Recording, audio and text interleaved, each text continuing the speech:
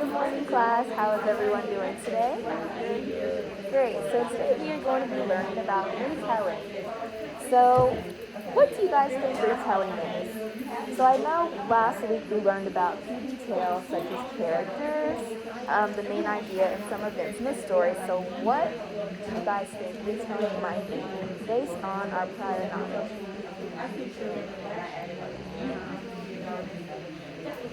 Yes. Stating the beginning, middle, and end of the story. Okay. Any ideas here? Talking about the key details and the characters. Okay, great. Yeah, so our standard that we're going to be looking at today states that we are going to retell stories, including key details, and demonstrate understanding their central message and lesson. So our I can statement today is I can retell the beginning, middle, and end of the story. So can you guys read our I can statement? I can read the beginning, middle, and end of the story in order. Good job. Thank you. So let's take a look at our anchor part. So our anchor part says how to retell a story. And like we stated in our I can statement, in stories we have the beginning, the middle, and the end. So at the beginning, we learn the characters and setting. And as we go up the roller coaster, we get to the middle. At the middle, we learn about problems and some events of the story. And as we go down the roller coaster, we get to the end and we learn the solution. So with our retell, we have our 5 fingers to help us learn and account our 5-finger retell.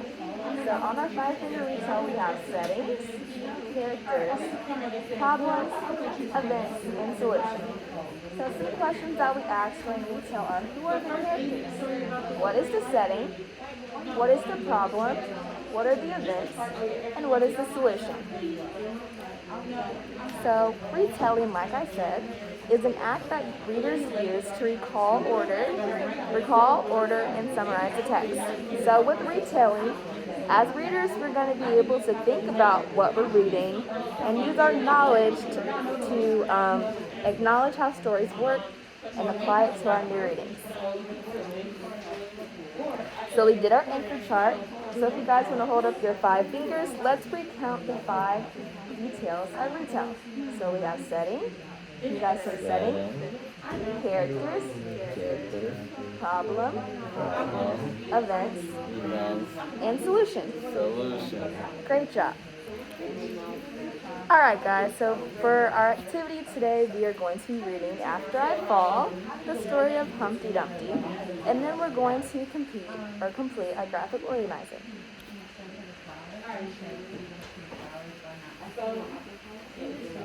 So if you guys want to listen to the story, make sure you're paying attention so we can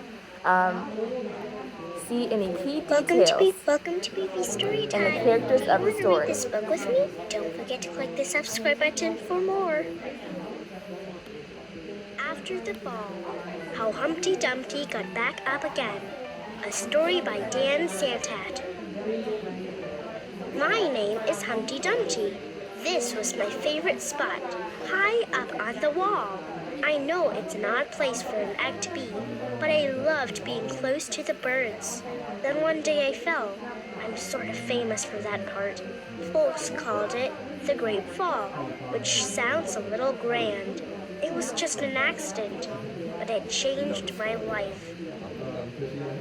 Fortunately, all the king's men managed to put me back together. Well, most of me. There were some parts that couldn't be healed with bandages and glue. After that day, I became afraid of heights. I was so scared that I couldn't even enjoy some of my favorite things. I walked past the wall every day, and I would think about climbing that ladder again. I really missed the birds and being high above the city, but I could never do it because I knew that accidents can happen. I eventually settled for watching the birds from the ground. It wasn't the same, but it was better than nothing. Then one day, an idea flew by. Making planes was harder than I thought. It was easy to get cuts and scratches, but day after day, I kept trying and trying until I got it just right. My plane was perfect and it flew like nothing could stop it. I hadn't felt that happy in a long time. It wasn't the same as being up in the sky with the birds, but it was close enough. Unfortunately, accidents happen. They always do. I almost walked away again, but then I thought about all the time I'd spent working on my plane and all the other things I'd missed. I decided I was going to climb that wall, but the higher I got, the more nervous I felt. I didn't want to admit it. I was terrified. I didn't look up. I didn't look down. I just kept climbing, one step at a time, until I was no longer afraid. Maybe now you won't think of me as that egg who was famous for falling. Hopefully, you'll remember me as the egg who got back up and learned how to fly.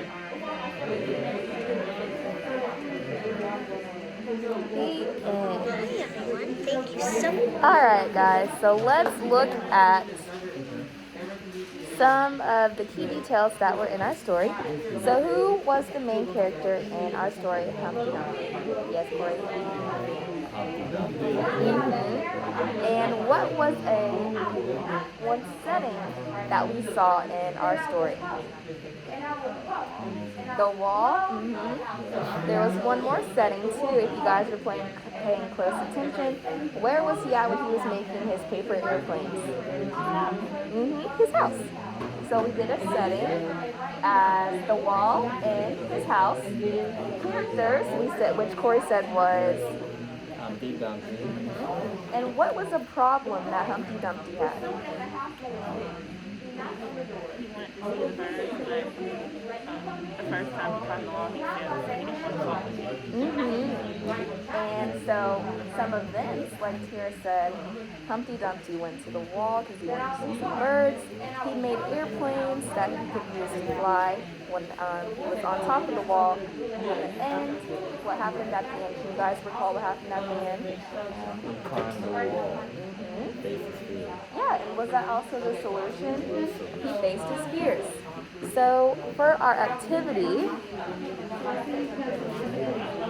we are doing this chart. So we're going to state the beginning and middle and end of the events. So we already stated some of the beginning, middle, and end events. So what happened at the beginning? Humpty Dumpty. And what happened at the middle? He built there. He did build the airplane, and he was building up the courage to go back to the wall, right? Yeah. And what happened at the end? He climbed the wall. Very good. All right. I think that's the end of our lesson for today. Thank you guys.